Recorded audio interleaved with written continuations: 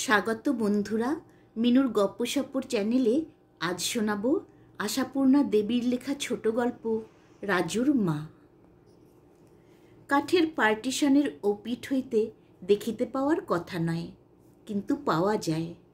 পশ্চাৎপদ হইবার মেয়ে রাজুর মা নন। লোহার শিক তাতাইয়া কাঠের দেয়ালের গায়ে মৌলিক একটি জানালা তিনি অনায়াসেই করিয়া লইয়াছেন। দালানের মাঝামাঝি পার্টিশন দিয়া বাড়িখানা দুই ভাগ করা, অথচ দালানেই বলিতে গেলে ইন্দিরার সমস্ত সংসার। দুইখানা ঘরের বড়টিতে ইন্দিরার দাদা তাহার বিশাল দেহ, অগাধ বই আর সংসারের যাবতীয় প্রয়োজনীয় অপ্রয়োজনীয় আসবাবপত্র লইয়া কায়েমি হইয়া আছেন।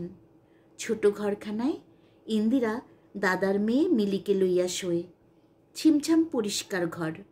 ইন্দিরার পাতলা ঝরঝরে অনাড়ম্বর পরিচ্ছেদে সজ্জিত চেহারার সঙ্গে এই ঘরখানির যেন আশ্চর্য একটা সাদৃশ্য আছে। শিশির তো তাই বলে। এই ঘরখানিকে অকারণ জিনিসপত্রে ভারাক্রান্ত করিয়া তুলিতে ইন্দিরার ভারী মায়া হয়। তাছাড়া ঘর ভরিয়া জঞ্জাল জড়ো করিতে দাদার মনে কোনো বিকার নাই বলিয়াই পারে।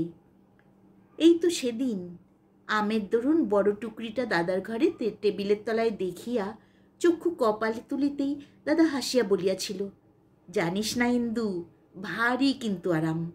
চেয়ারে বসে পা ঝুলিয়ে ঝিঝি ধরাতে হয় না, দিব্যি পা ছড়িয়ে দিয়ে বসা যায়। থাক না, টেবিলের তলা থেকে কে ওকে দেখতে পাচ্ছে।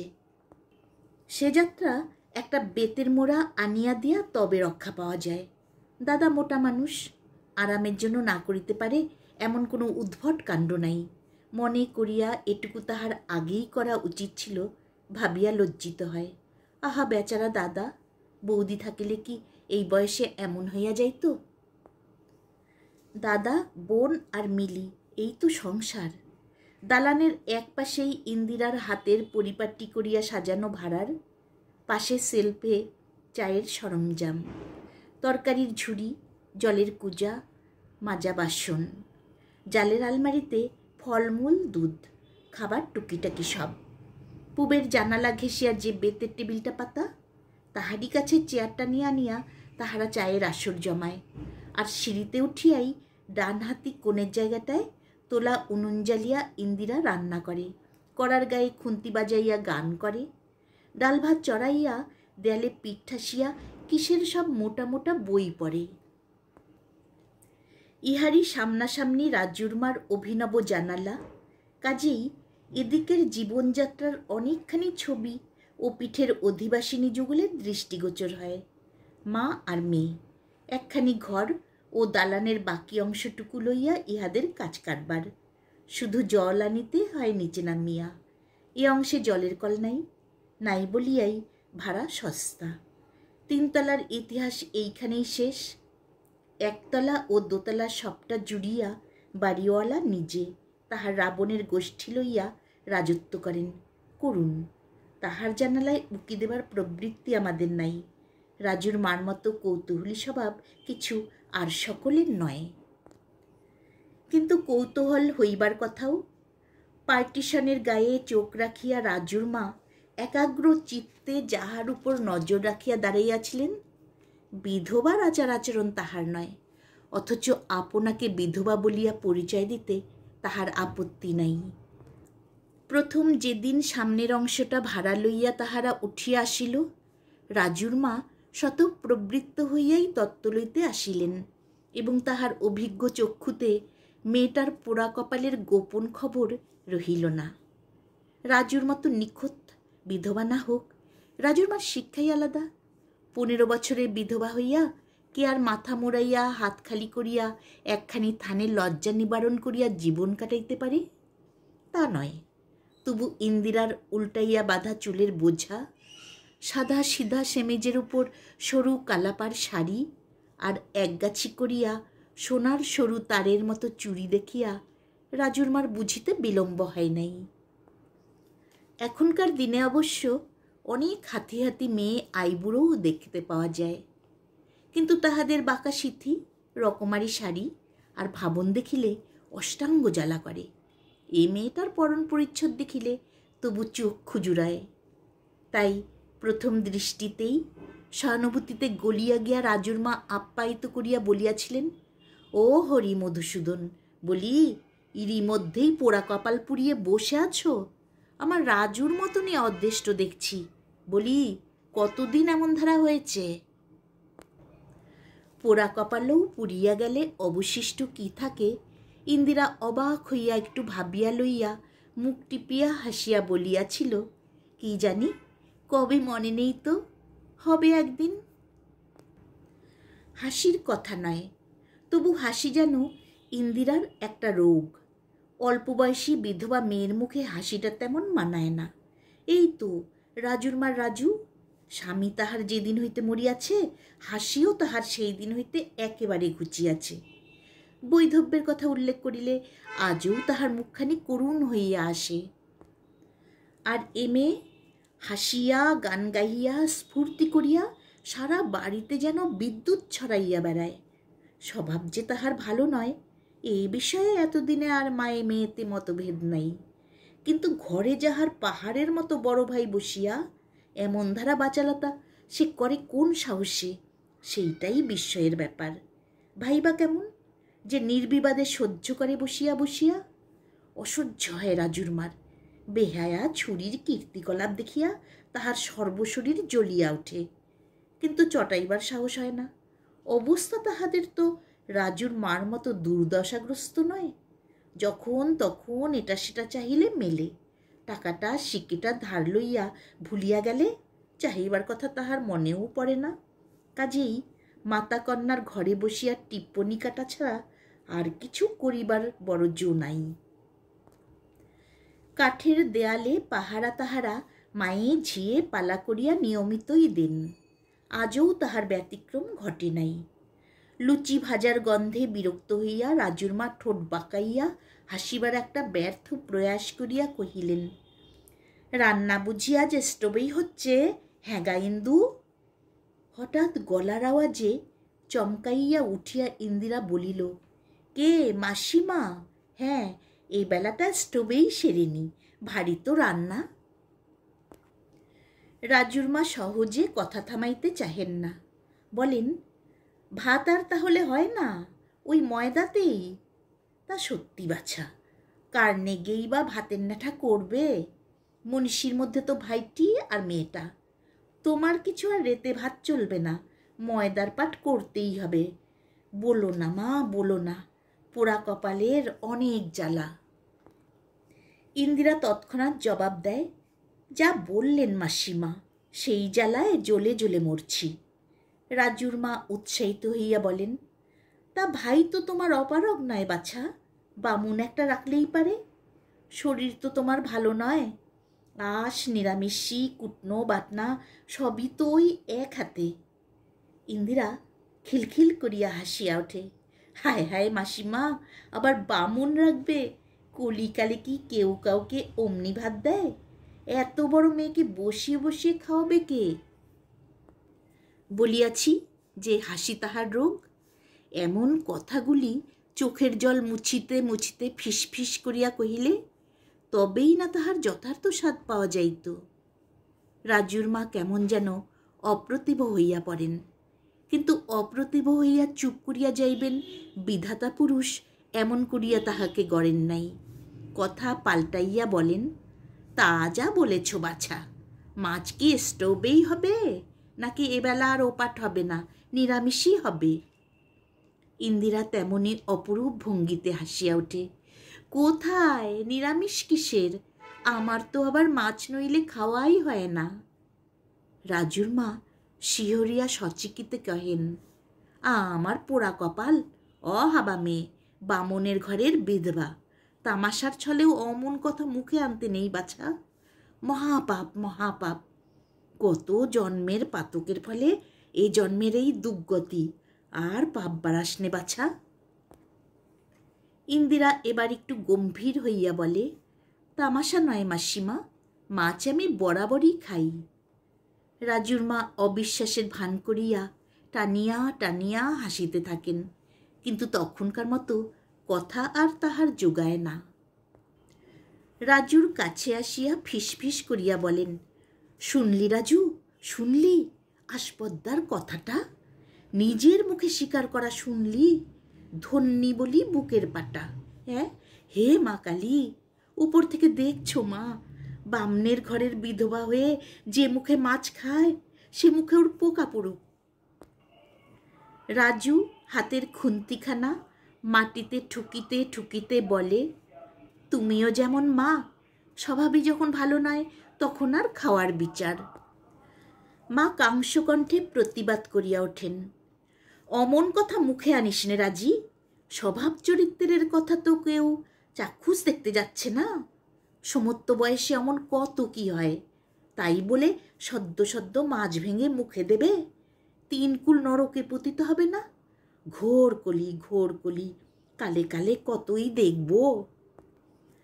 রাজু একখানা আংটাবিহীন করার ভিতর উল্টাইয়া উল্টাইয়া পরোটা ভাজিতেছিল।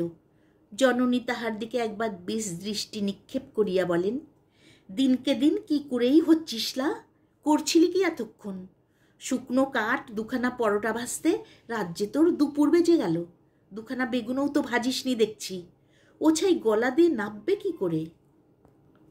রাজু অবাক হইয়া বলে, বেগুন আবার কোথা? ও বেলায় তো লাউ ডাঁটার চচ্চড়ি অমনিই হলো। রাজুর মা বিরক্ত হইয়া বলেন, থাকবে আর কোথা থেকে? শনির দৃষ্টিতে যে সর্বস্ব উড়ে পড়ে যাচ্ছে মা, আমায় এখনই খাওনি কেন তাই শুধু ভাবি। এরকম তিরস্কার রাজুর গা সওয়া। প্রতিবাদ সে করে না, করিলে মার কাছে টিকিতে পারিত না। নিঃশব্দে 2খানা উঁচু উঁচু পাথরের খোড়ায় 2 গাছা পরোটা রাখে। ঘর হইতে 1 বাটি আখের গুড় বাহির করিয়া আনে। 1 সিঁড়ি ঘটি 2টা ভরিয়া নেয়। খুরসি পিড়িখানা মায়ের দিকে আগাইয়া দিয়া নিজে মাটিতেই বসিয়া পড়িয়া আহারে মন দেয়। পার্টিশনের অপর দিকে তখন ভারী একটা মজার ব্যাপার ঘটে। লুচি ভাজা শেষ করিয়া ইন্দিরা গুনগুন করিয়া গান গাহিতে গাহিতে সেগুলো একটা বড় পিতলের কৌটায় ভরিয়া তুলিতেছিল। পিছন হইতে সিঁড়ি দিয়া উঠিয়া আসিতে আসিতে শিশির বলিয়া বসে, বাহ, বেশ মেয়ে, রান্নাঘরে একলা একলা দিব্যি হাত চলছে। ইন্দিরা চমকিয়া তাকাইয়া বলে, ও আবার কি? শিশির গম্ভীরভাবে বলে, না তাই বলছি, সাধারণ মেয়েরা অবশ্য করেই থাকে, তা করুক, তা বলে তোমার মতো একজন বিদুষী ভদ্রমহিলার পক্ষে?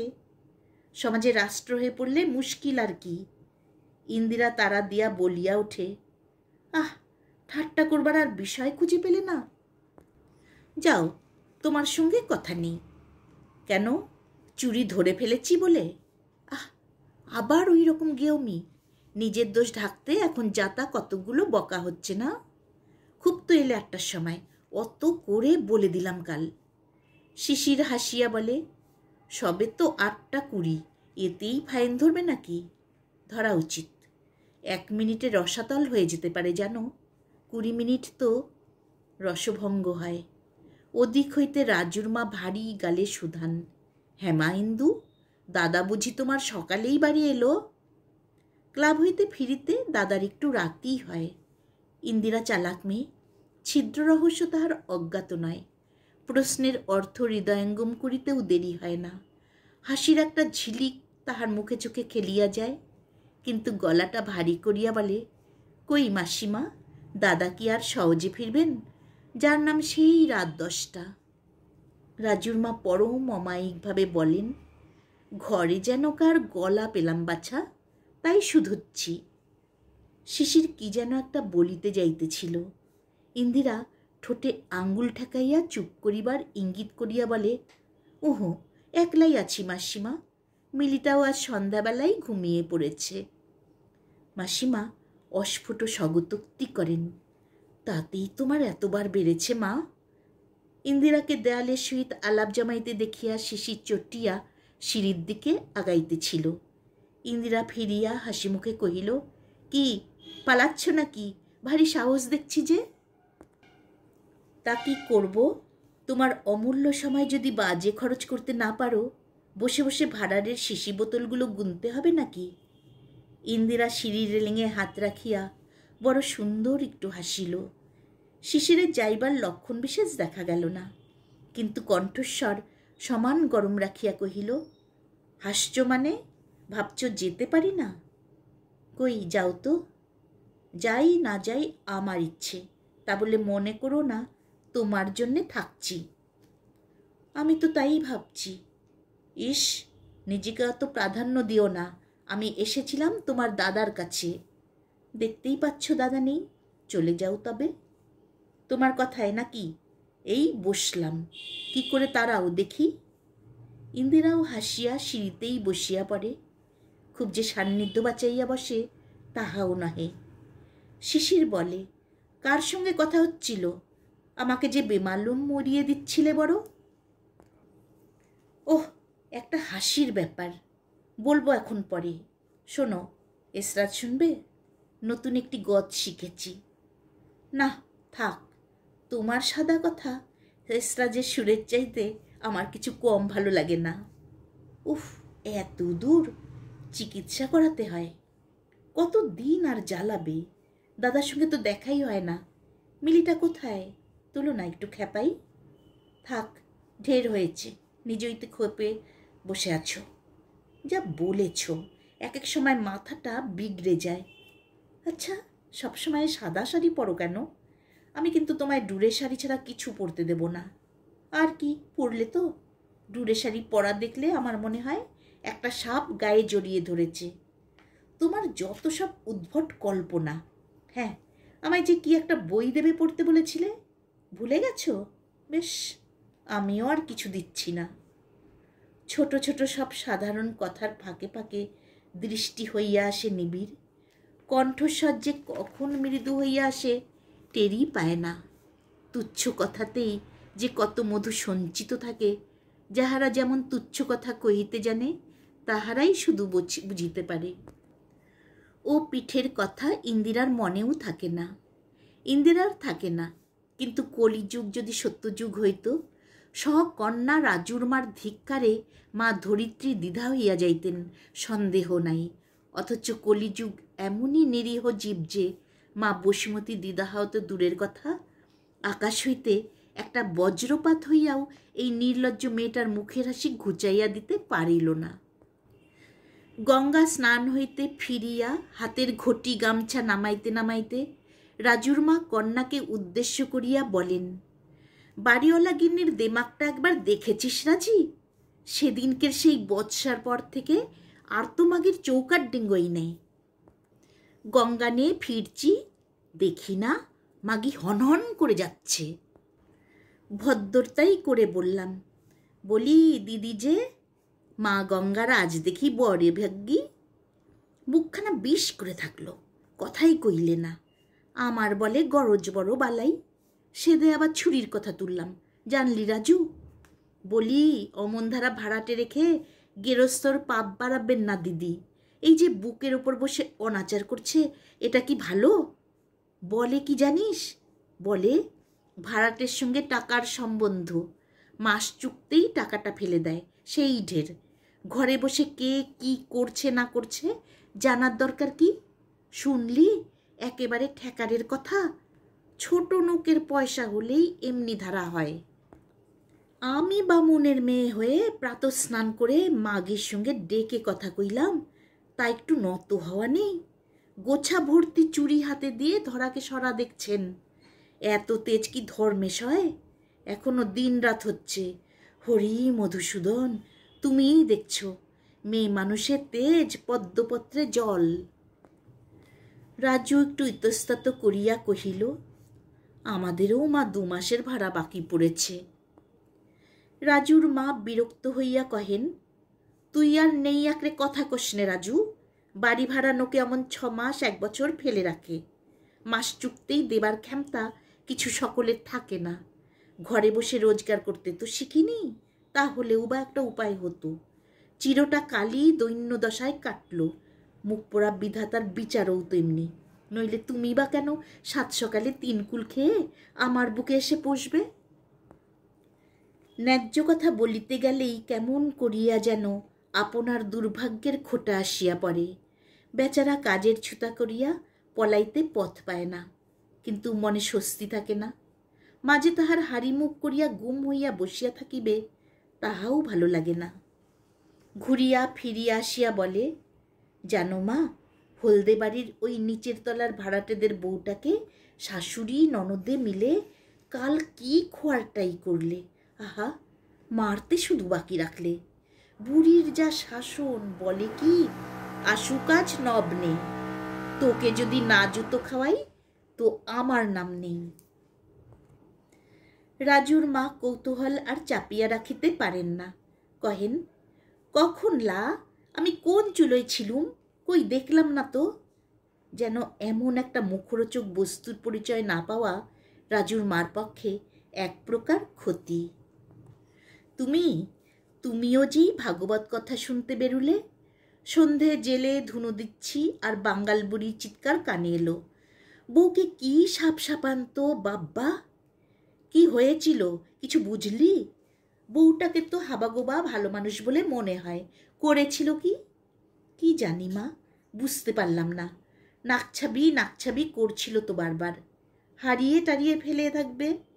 তা সে যাই করুক, অত যন্ত্রণা দেওয়া কিন্তু ভালো নয় বাপু। 5টা বাড়ির লোক কাতার দিয়ে দাঁড়ালো বুড়ির গলার জোরে, ছি। অল্প বয়সী বৌঝির খোয়ার শুনিলে রাজুর মার কেন জানি না বড় আনন্দ হয়। এক মুখ হাসিয়া বলেন, তা অপচ নষ্ট করলে শাউরি ননদে অবশ্যই শাসন করবে।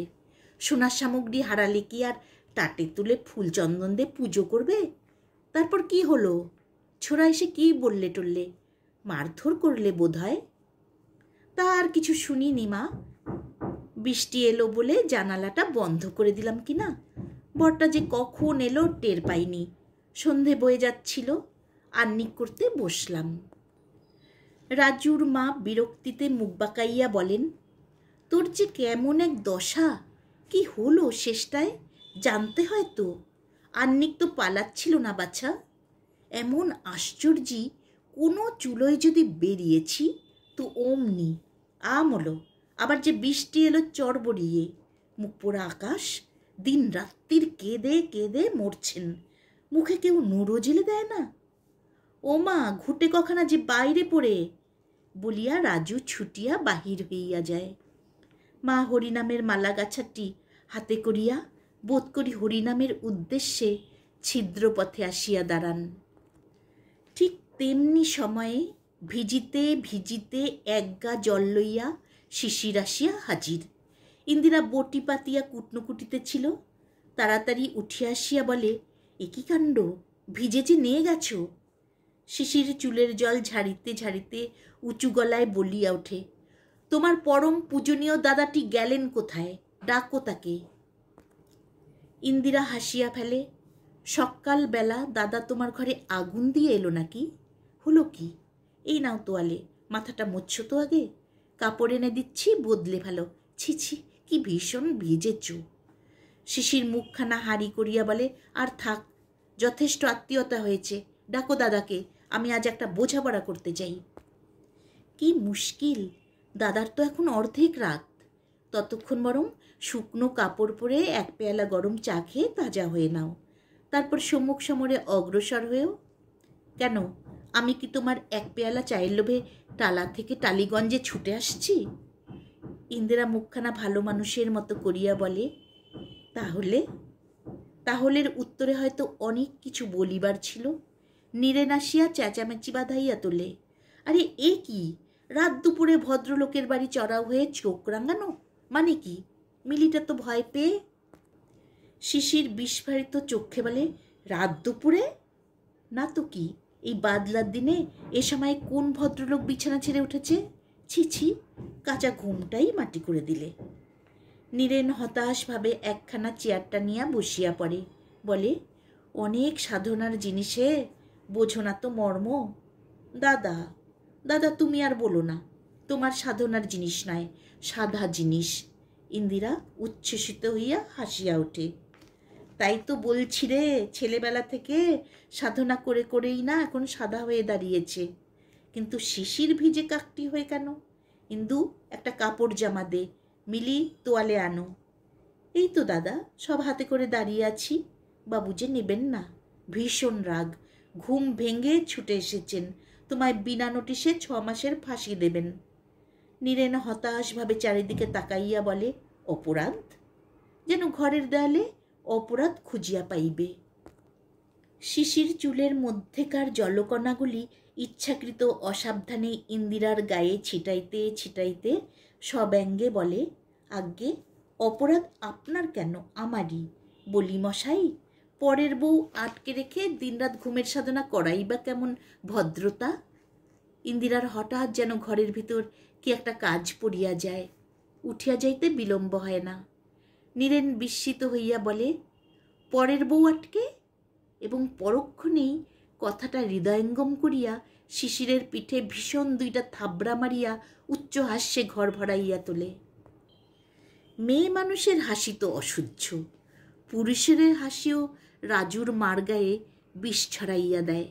ঠোঁট উল্টাইয়া বলেন, কিসের সুখে যে লোকে দিবে রাত্রির ঘর ফাটিয়ে হাসে তাও জানি নে।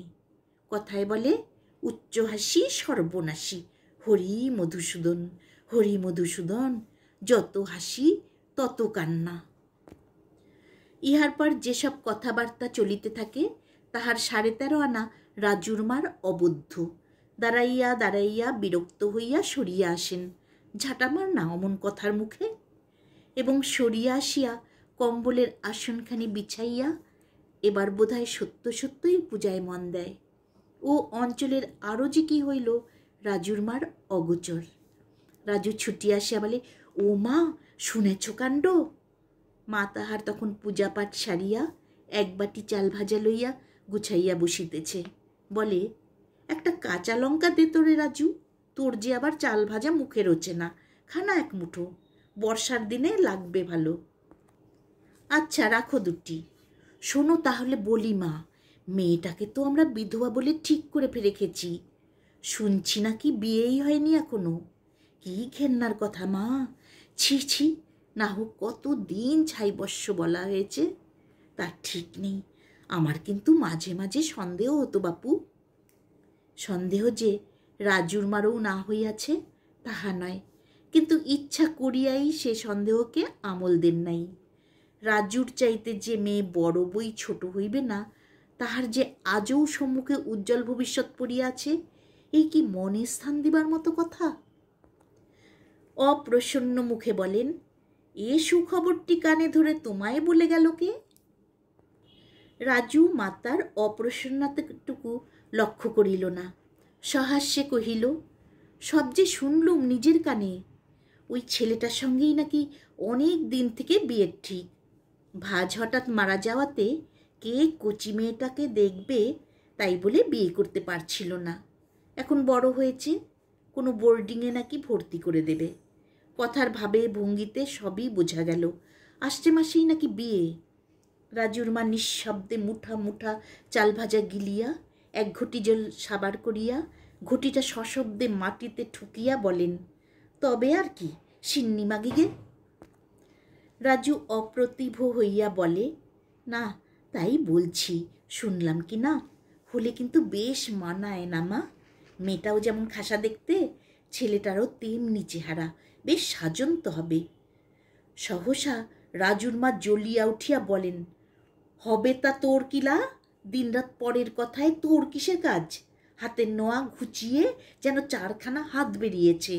পূজা নেই, আহ্নিক নেই, 2 দণ্ড ঠাকুর দেবতার নাম নেই, খালি পরচর্চা। লোকে সুখ ঐশ্বর্যি দেখে দাঁত বের করে হাসতে লজ্জা করে না? বেহায়া ছুরি কোথাকার, দূর হ আমার সম্মুখ থেকে, দূর হ। একটা 7 ছেলের মা বুড়ো মাগির বিয়ে না নিকে তাই নিয়ে আদিক্ষেতা করতে এসেছে, জমেও নেয় না তোকে। বিদ্রোহ করিতে রাজু জানে না, অন্যায় তিরস্কার তাহার গা সহা। সামনে থাকিলে উত্তরোত্তর বাড়িতে থাকিবে বই কমিবে না জানিয়া ধীরে ধীরে সরিয়া যায়। মাতা কন্যার গমন পথের পানে বিষ দৃষ্টি হানিয়া রূঢ় চাপা গলায় দাঁতে দাঁত ঘষিয়া বলেন, সমস্ত মেয়ে মা বাপের বুকের উপর শুধু হাত নেড়ে বেড়ানোর চেয়ে কুলে কালি দিয়ে বেরিয়ে যাওয়া ভালো, দিনরাত চক্ষুশূল হয় না। রাজু শিহরিয়া ভাবে, রাগিলে মার কাণ্ডজ্ঞান থাকে নাই বটে। গুম হইয়া কিছুক্ষণ বসিয়া থাকিয়া রাজুর মা দুম দুম করিয়া পা ফেলিয়া উঠিয়া পড়েন। পায়ের ধাক্কায় একটা নিমিলিত নয়না বিড়ালবালা সচকিতে ছুটিয়া পালায়। জলের ঘটিটা কাত হইয়া গড়াইয়া যায়। চাল ভাজার বাটিটা ছিটকাইয়া হেসেলে আশ্রয় লয়।